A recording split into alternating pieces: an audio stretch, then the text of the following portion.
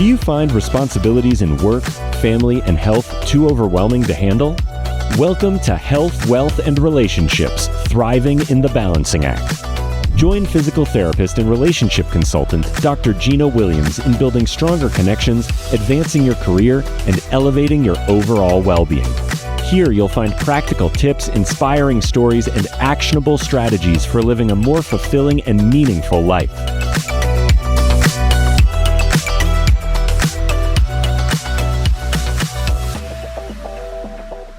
Welcome to the podcast, everyone. Health, Wealth, and Relationships, Thriving in the Balancing Act. I am Dr. Gina Williams, owner of Mobility Health Physical Therapy, a physical therapy practice based in Midtown Manhattan. If you live in Manhattan, Brooklyn, or Queens, we can come to your home. Or if you have tri-state area access, we can come to you via your computer, via telehealth physical therapy. Today's podcast guest is Stacy Francis. Stacy Francis is the president and CEO of Francis Financial, a fee-only boutique wealth management, financial planning, and divorce financial planning firm dedicated to providing ongoing and comprehensive advice for successful individuals, couples, and women transitioning, such as widowhood or divorce. She is a certified financial planner, a certified divorce financial analyst, and a certified estate and trust specialist with over 20 years of experience in the financial industry. Stacy is also the founder of the nonprofit Savvy Ladies, host of the Financially Ever After podcast, and author of the white paper, Unveiling the Unspoken Truth, the financial challenges that women face during and after divorce, and financial help for widows, a complete resource guide. Thank you so much for coming to the podcast. Welcome, Stacy. A pleasure to have you here. Thank you. I am excited to be here, and I'm glad that everybody's tuning in today. Thank you so much. And I usually start off with the guests saying how we met and, how we know each other in a personal way or a business. And You go ahead and take it from there, Stacy. Gina, I'm so excited to be on here today. And for all of you listening, Gina and I met through this wonderful networking group that I've been part of for, 16 years. And Gina is very special because she has a company that can actually come to your home. And even though I'm 50, I feel like I'm 21, but my body tells me I'm not, especially when I sign up for things like half Ironmans or, half marathons. And usually at some point during my training, I hurt myself. And so Gina comes, she glues me back together with PT, gives me exercises to do. And I have to tell you, Gina, I don't think that I actually would have gotten physical therapy unless you were able to come to my home, because I don't know how I would have fit into my day. I am, like you, so busy as a mom, as a business owner, as the founder of a charity. I just want to say a great big thank you. And now Gina, one of her team members, is coming to help my husband. And so comes to our house every Tuesday night. And I have to tell you, it's magic. It's really magic. And it allows us to stay active and stay healthy and, still have time to get other things done too. Thank you so much. It's so glad that we were able to help you. The importance of me creating Mobility Health Physical Therapy is, though, that we can be mobile and come to the patient to make it more reasonable for them to come to physical therapy. Sometimes, even though you're living midtown and traveling on the train, sometimes that commute could be a half an hour. You add that on, that's a whole hour, and physical therapy is an hour. That's 2 hours of your day that you'd have to dedicate for physical therapy versus them coming right to your home in between meetings or in between your scheduled things that you have to do with your family. So it makes it convenient. It makes it possible for you to do it and hurry up and get better and get back to all those things that you need to do. Exactly. So Stacy, I have some questions for you to kind of help people understand about, you and how you can help them financially. So you've dedicated so much of your career to helping women in transition, especially facing divorce and widowhood. What drew you to focus on those particular areas of financial planning? That's a great question, because I tell you that, focusing on these two areas, it's not something that I ever thought I was going to do as a little girl, let alone go into finance. In fact, I was quite intimidated by finance, and I was a girl who sat in the back of the math class and very rarely raised my hand. But I realized how important understanding money for women is how important it is for women to take agency over their money. And I found that out by watching my grandmother, who was in a awful relationship. My grandfather was a very bad man, to say the least, and he physically abused her. And I was able to have a conversation with her to try and just wrap my mind around and understand why she didn't leave. And she said something to me, Gina, that absolutely changed my life and changed the way that I look at domestic violence. It changed the way that I look at money, particularly for women, for the rest of my life. And she shared with me that she felt financially trapped. And she actually was. There was physical abuse, there was emotional abuse, there was also financial abuse. And seeing that, being done to my grandmother, who I love so much, feeling helpless was very hard. And unfortunately, she ended up passing away because of the abuse. And it's what drives me every day to do this work so that no woman ever finds herself in that situation. I truly, truly know in the bottom of my heart that money is so important for women. And it's not because of the Gucci bag or the, Sex in the City lifestyle. It's not that. Money gives women options. And when we don't have options, we can find ourselves in situations like my grandmother. We can find ourselves in a situation in an unhappy career or in a neighborhood that we don't feel safe coming home to at 10 o'clock at night.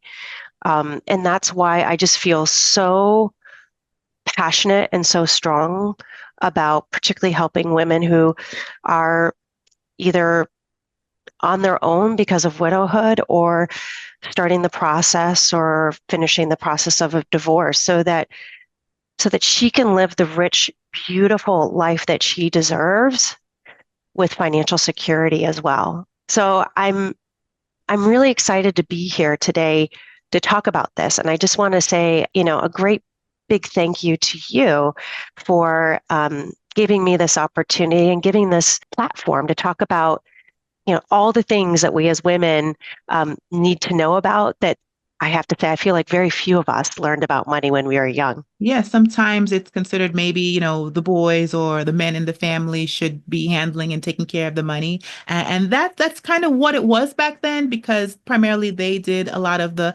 outside work in the house. And so what you're doing is you're empowering all women who, won't be in that situation like your grandmother where they feel like they want to leave or they're getting abused and they don't want to be in that situation, but because of finances, they can't leave and because they don't know their options and what to do. So thank you for so much for dedicating your work to that. Is something that feeds my soul. And it's also, I think, been part of my healing journey too, of being able to help others. I find that sometimes when we face difficult situations in our life, that being able to go out and help others is a way of being able to kind of work through that and heal from that too. That's so true. So financial decisions during times of transition for women can often be overwhelming. Yeah. What are the first steps you recommend for someone going through a divorce or recently widowed to start with? Great question. A lot of times women will share with us that they lack financial confidence. And part of the reason is because we often haven't really been in the driver's seat of our financial situation. So now that you are on your own, it's a wonderful opportunity for you to do just that. And so starting small, and the most important thing is to get a real clear picture of what you have and what you spend. So understanding what your assets are. Bank accounts, possibly checking accounts. Do you have a retirement account? Maybe even a home, a car, or a brokerage account? Getting a clear picture of that asset side. And just as important is the other side of that balance sheet and looking at your liabilities. Do you have outstanding credit card debt? Maybe student loans, an auto loan. You could have a home equity line of credit or a mortgage. Really understanding what that side looks like so that you can holistically see the entire pot of assets and liabilities to take kind of a temperature check of like where you are today. Wow. Yeah, that's so key because sometimes you're so overwhelmed when these things happen that you just don't know where to start. Thank you. Exactly. And, I would say starting small, after you've done that, get very clear as far as what you spend. And there are a lot of great tools out there to make this a little easier. My grandmother liked the envelope system where she would have an envelope with a dollar amount and had actual cash in it for the month. I think most people are not really up for that task anymore, but there are some great tools out there, such as You Need a Budget is one of them. It's an online tool. There's several others, Quicken, that can actually track your spending for you and then categorize it. And then you can see, based on your eating out budget, am I on track? Am I over? Am I under? And again, just using a tool to be more conscious about what you're spending is really helpful, because by knowing what you're spending, you can also see if it's reasonable based on your new circumstances. Because the piece that is very much in common between women who have lost a spouse or are going through divorce is that our lifestyle has changed. And for women, our standard of living goes down by about a third, and it remains that third lower typically for the rest of our life. So it's very important to look at that budgeting and see what we're spending and if we can still afford to do that. Very important fact about knowing the numbers, a third decrease, that's unbelievable. So you founded Savvy Ladies to provide free financial education for women. Could you share how Savvy Ladies has empowered women financially and what resources are available to those who need it? I would love to. And Savvy Ladies is my love letter to my grandmother. I started the charity when I was 26, and I actually started my company, Francis Financial, which is a wealth management company, the year after to pay for the charity. But here we are, fast forward a couple decades, and Savvy Ladies now works with 25,000 women each year. We have the largest helpline in the country. This year, we're on track to be able to match over 4,000 women with specialized certified financial planners, accountants, experts in the area of divorce, credit, budgeting. We have over 300 volunteers. And what's magic about it is that you can submit your question on the helpline. You go to savvyladies.org, and you will be matched with, again, a financial expert to work one-on-one free of charge. And to help you with your education and learning, we have over 250 different courses that are self-paced that allow you to learn everything about budgeting, investing, saving for retirement, Social Security, starting a business, thinking about divorce and how you go through in the most financially healthy way. It's all there. And again, what I'm so proud of, Gina, is that it's all free of charge. And so there's no excuses for anyone listening not to go there and visit. Again, it's savvyladies.org.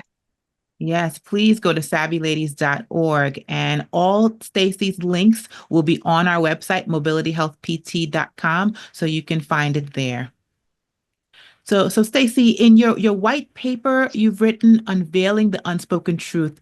You talk about the unique financial challenges women face in divorce. Could you highlight some of the challenges of how women can best prepare? One of the biggest challenges is that when we start the divorce process, for a lot of women, they're actually behind what I call the financial 8 ball. And it's because they haven't been really in the driver's seat of the marriage finances. So they are now coming into this process, and divorce is about custody, but a big part of it, as we know, is about the finances. And you're making decisions that are going to impact you not only over the next several years, but will financially impact you for the rest of your life. And so it's imperative to know what you have, know what you owe, and know what you need. And the only way you're going to be able to do that is going back to that first exercise that I talked about of making sure you know all the assets, all the liabilities or debts that you have, and what you spend.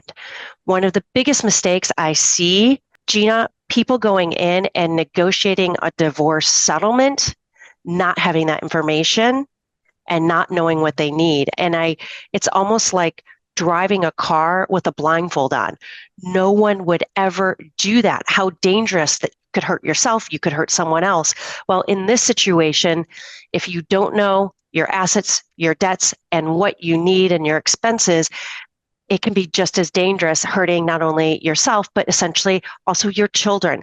Because again, you're making decisions that are going to potentially haunt you for the rest of your life. So again, understanding your finances, it is now not a nice to know, it is a have to know, because you need to make sure that you are set up financially and in a financially secure way. Wow, that's a great example to link it to, driving a car without a license. When we're not focusing on finances or not the primary person in charge of finances, all of a sudden being thrown in that position can be very intimidating and frightening. How do you encourage women to take that control of the wheel, so to speak? Yeah.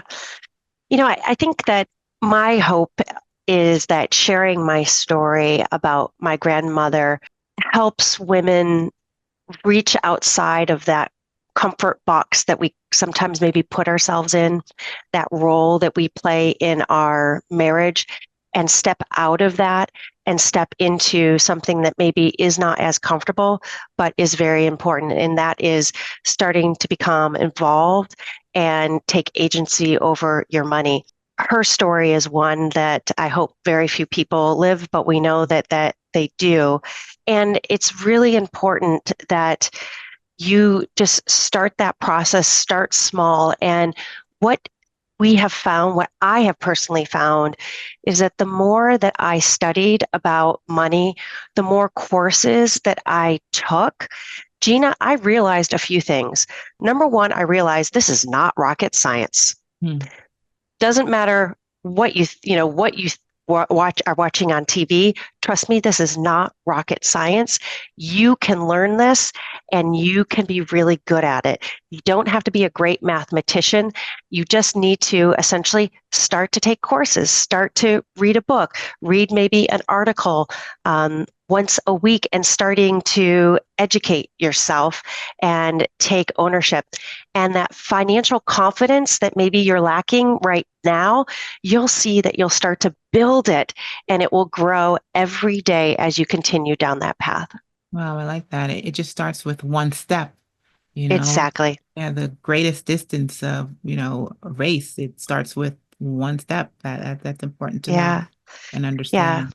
It's interesting, Gina, when I took my first course at NYU on finance, I never thought I was going to become a financial advisor, but I took it and I really liked it. And I thought, Wow.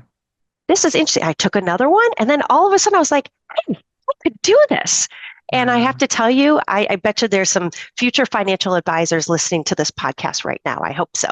Yes, always try what you think you may be interested in and not. That's what I tell all Yeah. my college age, children's friends, just try everything. And financial education is something, no matter what career you have, you need to understand most of it and part of it to help yourself through life and Yeah. take care of yourself and your family. So, on your podcast, Financially Ever After, you address a wide range of financial issues that women may have.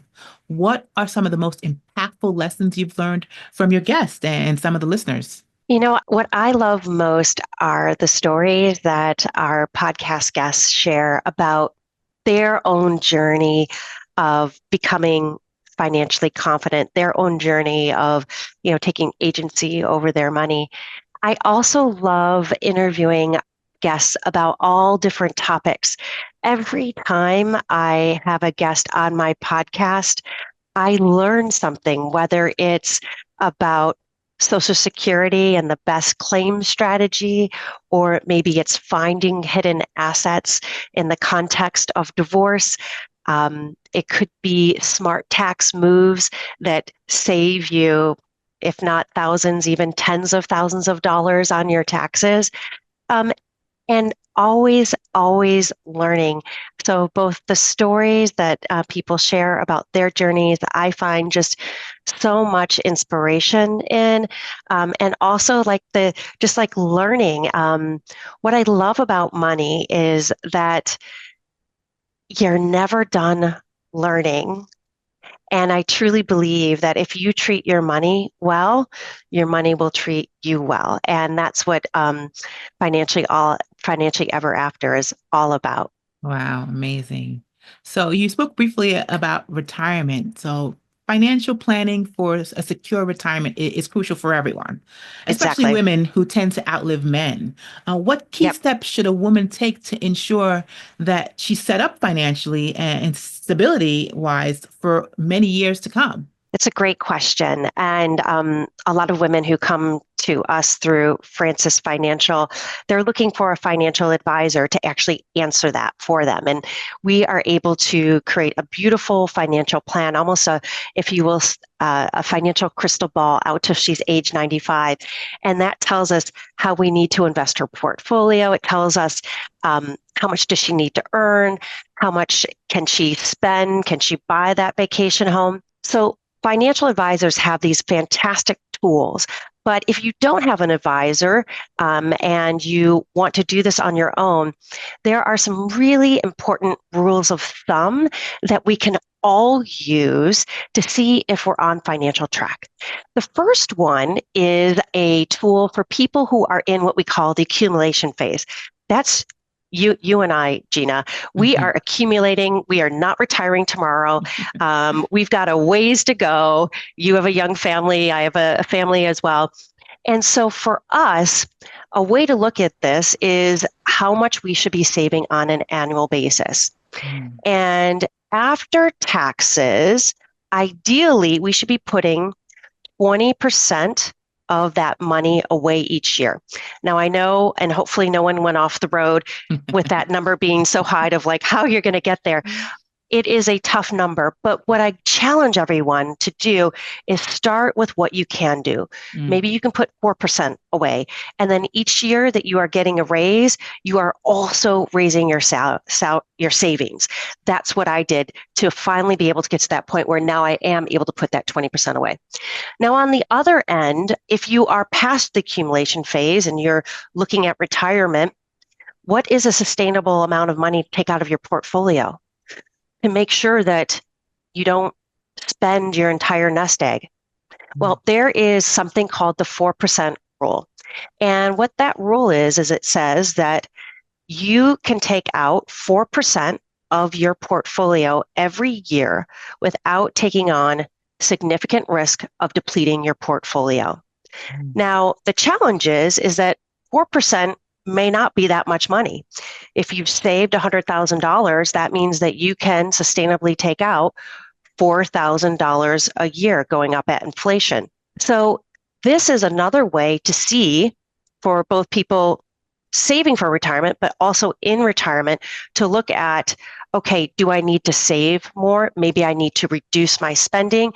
Do I need to start to earn a little income, maybe from a part-time job or something? But it's very helpful because these two tools, the 20% rule for savings and the 4% withdrawal rule, are helpful in kind of getting that kind of like temperature check, that benchmark to say, where am I at and what do I need to do to put myself even in a better financial situation? Wow, that's really great advice, Stacy. And lastly, as a 20-year financial advisor with all your experience, what do you believe is the most important mindset for individuals so that they can make financial empowerment decisions and be independent? Great question. My answer is actually kind of a fluffy answer, but I don't really think it's fluffy. I really believe that being financially independent and confident and secure is about self-love. And I want all of us to think and close our eyes about ourselves 20, 30, 40, even 50 years from now, and picture that lovely woman. Do you love her? Well, of course I love her. All right. Well, then let's take care of her. Because what you do today, make sure that that lovely lady who is still rocking it in her 90s has options, has health, and has financial wealth. And she deserves that. And you deserve that. But again, our actions are today is going to be what helps us set her up for the rest of her life. What a great way to think about self-care for our future self. It is. And, it's one of those things where I just feel like sometimes life is so busy that we're just dealing with what's in front of our face today. I 100% am guilty of that, but we have to take that step back and think about our future selves and make sure that we're not just looking at what's in front of us today, but we're also looking at down the line. Wow, that's amazing. Thank you so much, Stacy, for coming to the podcast. It's such a pleasure having you here. All your wealth of advice and amazing helpful tips you've had for our listeners. And if anyone's looking for this recording, please go to mobilityhealthpt.com for everything on financial advice that Stacy Francis has told us today. Thank you, Stacy. Thank you so much, Gina. It was great to be on here. And for anyone who would like a copy of the book I wrote, Financially Ever After, the book that we talked about for women going through divorce or widowhood, you can just go to www.francisfinancial.com and we'll be able to send that to you via email. Thank you, Stacy. A pleasure. Thank you. That's all for this episode. May this discussion full of actionable tips and valuable advice guide you towards better possibilities in your personal and professional life. Continue your journey of unlocking your fullest potential by listening to more episodes of the podcast at mobilityhealthpt.com. Achieving stronger relationships, securing a thriving career, and embracing a healthier lifestyle may be daunting at first, but it is not impossible. You have the power to unleash the best version of you today. Until next time.